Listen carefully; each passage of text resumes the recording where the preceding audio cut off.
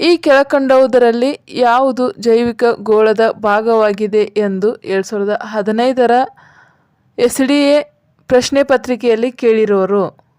ಅದಕ್ಕೆ ಅವರು ಆಪ್ಷನ್ ನೀಡಿರುವುದು ವಾತಾವರಣ, ಎರಡನೆಯದು ಶಿಲಾಗೋಳ, ಮೂರನೆಯದು ಜಲಗೋಳ ಮತ್ತು 4 ಎಲ್ಲವೂ ಎಂದು ನೀಡಿರುವರು. ಇಲ್ಲಿ ಯಾವುದು ಜೈವಿಕ ಗೋಳದ ಭಾಗವಾಗಿದೆ ಎಂದಾಕ್ಷಣ ಇದು ವಾತಾವರಣ, ಶಿಲಾಗೋಳ, ಜಲಗೋಳ ಇವು 3 ಜೈವಿಕ ಗೋಳದ ಭಾಗಗಳಾಗಿವೆ ಎಂದು ನಾವು ಅರ್ಥ ಮಾಡಿಕೊಳ್ಳಬೇಕು. ಅದೇ ರೀತಿ ಎರಡನೇ ಪ್ರಶ್ನೆ, ಪ್ರಸ್ತುತ ಭಾರತದ ಅರಣ್ಯದ ವಿಸ್ತೀರ್ಣ ಪ್ರಮಾಣ ಎಷ್ಟು ಎಂದು ಕೇಳಿರುವರು. ಅಂದರೆ 2015ರ ಪ್ರಕಾರ ಅರಣ್ಯದ ವಿಸ್ತೀರ್ಣವು 21% ಇತ್ತು. ಆದರೆ ಈಗ ಪ್ರಸ್ತುತ 2025ರ ಪ್ರಕಾರ ಭಾರತದ ಅರಣ್ಯದ ವಿಸ್ತೀರ್ಣವು 24.69% ಆಗಿದೆ. ಅದೇ ರೀತಿ ಅವರು ಮೂರನೇ ಪ್ರಶ್ನೆಯನ್ನು ಕೇಳಿರೋರು. ಸೌರಶಕ್ತಿಯು ಒಂದು ನವೀಕರಿಸಬಲ್ಲ ಶಕ್ತಿಯಾ ಅಥವಾ ನವೀಕರಿಸಲಾಗದ ಶಕ್ತಿಯಾ ಅಥವಾ ರಾಸಾಯನಿಕ ಶಕ್ತಿಯಾ ಅಥವಾ ಕೈನೆಟಿಕ್ ಶಕ್ತಿ ಎಂದು ಕೇಳಿರುವರು.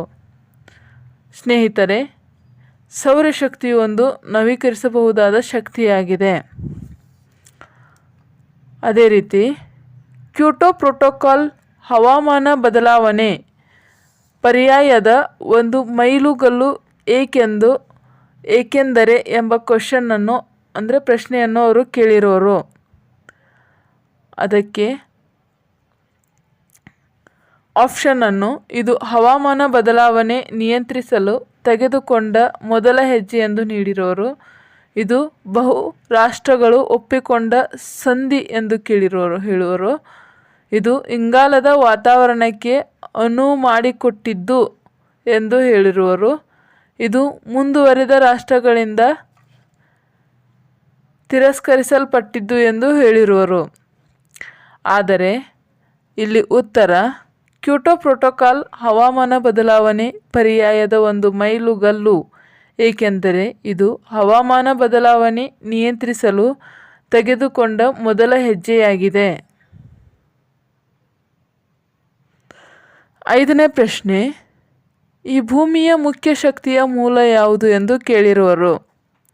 ಸ್ನೇಹಿತರೆ, ಇವೆಲ್ಲವಕ್ಕಿಂತ ಮಿಗಿಲಾಗಿ ಸೌರಶಕ್ತಿಯು ಈ ಭೂಮಿಯ ಮುಖ್ಯ ಶಕ್ತಿಯ ಮೂಲವಾಗಿದೆ.